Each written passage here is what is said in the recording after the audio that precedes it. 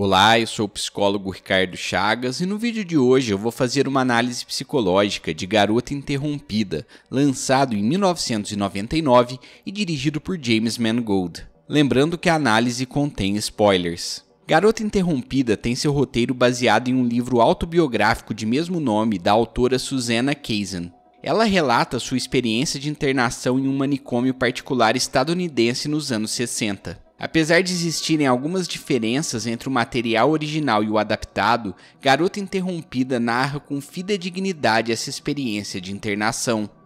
Em um diálogo entre Susanna, interpretada por Winona Ryder, e Valerie, interpretada por Whoopi Goldberg, a enfermeira diz à paciente que perto dos hospitais públicos que ela já havia trabalhado, o Hospital McLean era um hotel 5 estrelas. Como eu já analisei aqui no canal 2 filmes brasileiros que se passam em manicômios, Bicho de Sete Cabeças e Nise, o Coração da Loucura, compará-los foi inevitável. Enquanto nesses dois últimos o hospital ocupa um papel de protagonista, em Garota Interrompida ele é um mero coadjuvante. Os temas também divergem. Nas obras brasileiras, eles variam entre críticas sociais, horrores institucionais, despreparo dos profissionais de saúde e corrupção das diretorias. Aqui o tema é mais desconectado do contexto social, embora ele ainda seja relevante. O filme se passa no final dos anos 60. Em um cartaz pregado na parede do hospital, é possível ler as palavras Come Together, em fonte com estilo hippie, uma referência à música dos Beatles do álbum Abbey Road de 1969. Os anos 60 foram especialmente transformadores na sociedade estadunidense. Foi a década da legalização dos anticoncepcionais, da reivindicação dos direitos civis pelos afrodescendentes, do assassinato de Martin Luther King Jr., da Guerra do Vietnã e da primeira vez que o homem pisou na Lua. Esse embate cultural entre uma sociedade mais conservadora e uma mais liberal pode ser observado através do contraste existente entre as personagens mais velhas e as mais jovens, a começar pelo jeito de se vestir e pelos cortes de cabelo. Enquanto as senhoras usam trajes comportados e penteados armados com laque, as pacientes do hospital passariam tranquilamente por mulheres do nosso tempo. A julgar pelas fotos da verdadeira Susanna, a produção acertou em cheio em retratá-la como uma mulher à frente do seu tempo. Os diálogos entre alguns personagens também são verdadeiros embates culturais. Em uma conversa com a orientadora profissional do seu colégio, a protagonista é questionada sobre o que faria depois que terminasse o ensino médio, já que era a única da turma que não faria faculdade. Sua resposta é direta: planejo escrever. Em uma clara demonstração de que não achou a resposta suficiente, a orientadora repete a pergunta. Susanna então diz: olhe, não vou queimar meu sutiã, tomar ácido ou fazer passeatas. Só não quero acabar como a minha mãe. Quando está prestes a ter alta, a secretária do hospital repete a mesma pergunta da orientadora, e Susanna responde da mesma maneira, só que dessa vez não é questionada a respeito da sua escolha. Esse embate também tem reflexos na própria história da psiquiatria estadunidense. Lá, a reforma psiquiátrica teve início décadas antes daqui. Em 1946, o presidente Harry Truman autorizou a Lei Nacional de Saúde Mental, que foi revista e atualizada por diversas vezes nas décadas seguintes, inclusive nos anos 60. Ainda assim, os transtornos mentais eram estigmatizados pela sociedade. Quando Susanna é diagnosticada com transtorno da personalidade borderline, sua mãe começa a chorar, como se estivesse ouvindo que sua filha possuía um quadro terminal. O relato de Susanna em Garota Interrompida tem diversas nuances históricas, culturais e até mesmo pessoais. Todavia, nesse ensaio eu vou analisar um embate filosófico entre a tecnicidade dos diagnósticos psiquiátricos e os valores culturais da sociedade, discutido no filme através de uma crença comum que perdura até os dias de hoje, a de que pessoas com transtorno da personalidade borderline são promíscuas. Tudo começa quando Susanna e algumas garotas são secretamente conduzidas por Lisa, interpretada por Angelina Jolie, até o consultório da psiquiatra da instituição. Lá, elas leem suas próprias fichas e descobrem mais detalhadamente sobre seus próprios diagnósticos. Susanna abre o livro e lê em voz alta sobre os traços da personalidade borderline e depois conclui: essa sou eu. Depois de ler o traço compulsão por atividades autodestrutivas como sexo casual, ela indaga: que tipo de sexo não é casual? Ao que a colega rebate: eles querem dizer sexo promíscuo. A protagonista discorda e posteriormente ela até questiona a psiquiatra sobre isso. Susanna se sente incomodada e com razão. Segundo o dicionário, promiscuidade identifica o que não tem ordem, o que é libertino ou indistinto. Promiscuidade é o que se destaca pela imoralidade, pela prática de maus costumes, sejam eles na vida particular ou na vida pública.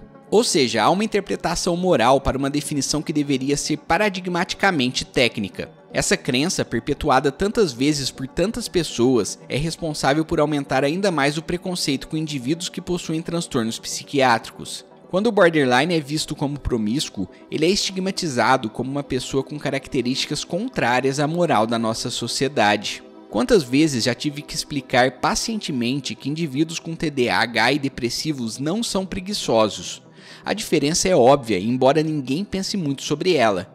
A preguiça é um pecado capital, o desânimo um critério diagnóstico. Aliás, já presenciei até mesmo profissionais da saúde julgando indivíduos narcisistas como as próprias reencarnações de Satanás. Dizem que são moralmente maus em vez de utilizarem um termo técnico correto, de que carecem de empatia e que relutam em reconhecer ou identificar-se com os sentimentos e as necessidades dos outros. Eu mesmo tomo cuidado para não dar juízo de valor aos vilões da ficção que possuem este e outros diagnósticos, já que eles foram criados para despertar a indignação nos telespectadores. Para ficar mais claro sobre como usar a terminologia correta faz toda a diferença, é só pensar nas doenças sexualmente transmissíveis, como a AIDS.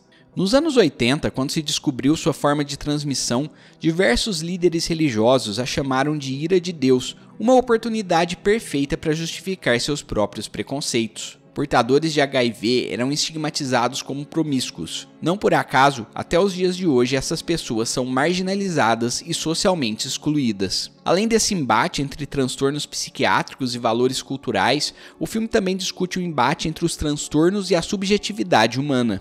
Esse tema pode ser observado no início do filme, quando Susana é levada ao hospital de táxi. O taxista fica surpreso ao saber para onde ela está indo e diz que ela parece uma pessoa normal. Ela diz que está triste, então ele rebate que todos estão tristes. Até hoje, muita gente acredita que a loucura possui um rosto específico, traços maníacos, trejeitos catatônicos, vozes histéricas. Você já parou para pensar o quão tênue é ali entre o indivíduo com transtorno mental e aqueles considerados sãos? Uma predisposição genética aqui, um trauma na infância ali e uma mente sã pode adoecer. Por trás de um diagnóstico existe uma pessoa única, com um mundo interno rico e repleto de subjetividade. Todavia, quando ele é apresentado, o indivíduo imediatamente é categorizado em um grupo específico. As crenças do senso comum sobre os transtornos mentais não são só carregadas de valores morais, como eu já falei, mas também são generalistas e imprecisas. Por exemplo, nem todo depressivo é o retrato do desânimo e da desesperança. Muitos portadores desse quadro levantam cedo todos os dias, trabalham e praticam esportes. Os critérios diagnósticos e traços da personalidade possuem nuances subjetivas que só são percebidas quando discutidas individualmente com o paciente. Muitas vezes as pessoas desconsideram que existem momentos de crise, momentos de normalidade, de tensão e de calmaria. As características diagnósticas devem ser usadas como referências para que os profissionais da saúde mental tenham uma visão mais clara do quadro do paciente e não para que as dores e a subjetividade desses indivíduos sejam desconsideradas. Em Garota Interrompida é possível perceber traços borderline em Susana, traços de transtorno da personalidade antissocial em Lisa e até mesmo sintomas depressivos de compulsão alimentar em Daisy. Todavia, todas elas possuem uma subjetividade que vai muito além dos seus diagnósticos. A protagonista é uma exímia escritora, uma mente à frente de seu tempo. Lisa é agressiva com as colegas porque intimamente deseja receber alta do hospital. Daisy, aparentemente, sofre abusos sexuais do pai, o que acaba resultando em sua morte. Se elas fossem só uma lista de sintomas, dificilmente a gente sentiria empatia pela humanidade de cada uma delas. Eu considero Garota Interrompida um bom filme dramático que discute com profundidade as nuances dos transtornos psiquiátricos. As personagens são carismáticas e os diálogos perspicazes e reflexivos. E se você quiser saber a minha nota para o filme em um mini review e aprender um pouco mais sobre criação de conteúdo, me siga no Instagram @minutosdesanidade. Além disso, deixa o like e a sua opinião sobre o filme aí nos comentários. Cuide bem da sua saúde mental e até o próximo vídeo.